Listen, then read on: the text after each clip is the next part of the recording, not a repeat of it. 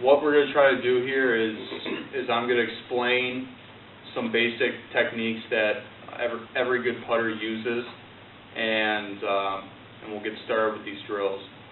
So what I'm going to do is before I even set up the ball, there's many different grips that a person can use, and it's all preference. There's no right way to grip the putter, but most good putters will set up with the ball more towards the front of your foot, so about 2 balls inside the left foot. And it's important for players to have their eyes over the ball.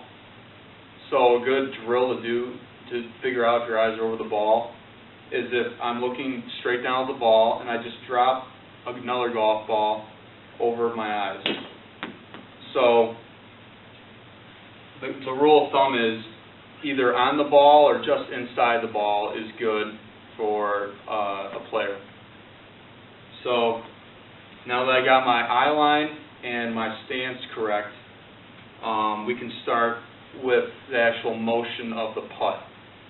So what I like to do, and what most good players do, is they will have a rocking motion. So I'm going to use my shoulders more than my wrists or my arms. I'm using my shoulders to guide the ball to the hole rather than scrapping it or using my wrist to hit the ball. It's more of a shoulder rocking motion, and what we also want to do is get a little bit of press in our putter so we get the ball started down the line instead of popping up. So what I'm going to do is I'm going to use all these techniques, and I'm going to look at the hole, and I'm going to rock my shoulders, and usually that's going to get the ball straight to the hole.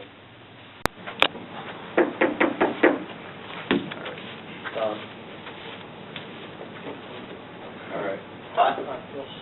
So now that we have the takeaway down, we're shaking the hand, setting the wrist, and then rotating back, we're going to start working on the fundamentals of the downswing. So a lot of amateurs tend to believe that to create more power, they start moving their arms first before their legs. And in all reality, that kills your power, and it causes you to hit those nasty slices or full hooks. Alright? So what we're going to do is when we get to the top, we want to feel like we're shifting and we're bumping this weight towards the target. So I'm moving my left hip, if I'm a right-hander, if I'm a left-hander, it's my right hip, towards the target. So when we get up to the top, we're shifting and we're moving this left knee in. So I'm shifting and this left knee is going in. So what we're doing ultimately is getting all this weight from our back foot from the takeaway, and we're pushing off it. So it's almost like if you're pitching a baseball, you're coming up and you're transferring that weight to your left side to create that velocity. It's the same technique in golf, where you go up to the top and you're pushing that weight towards the left foot. It's going to feel like all this weight is coming back to your left heel. So we went from right heel to left heel. So when we go up to the top, once again, we're shifting, we're rotating this left knee in, and this right knee should be pointing at the golf. So we're coming up, shifting, left knee in, right, and our head's going to be behind the ball too. So we're not swinging across like a lumberjack here. We're coming down, and our arms are dropping. So you can see my head is behind the ball, and it sort of comes up. I'm coming back, head up, and then my arms are extended. I'm following through. Alright, to start off, I'm going to demonstrate how to properly set up to a drive. So what you want to do is, when you get your grip and your stance, you're going to want to line up with the ball inside your left foot. That way we can sweep up on the ball instead of hitting down. And you're also going to want to stand a little farther back since the driver is the longest club in your bag. So what I'm effectively doing here is instead of hitting irons, we're trying to hit down on the ground right. The goal of the driver is to maximize distance by hitting up on the ball more, and this will in turn get the ball up in the air better as far and maximize your distance as well.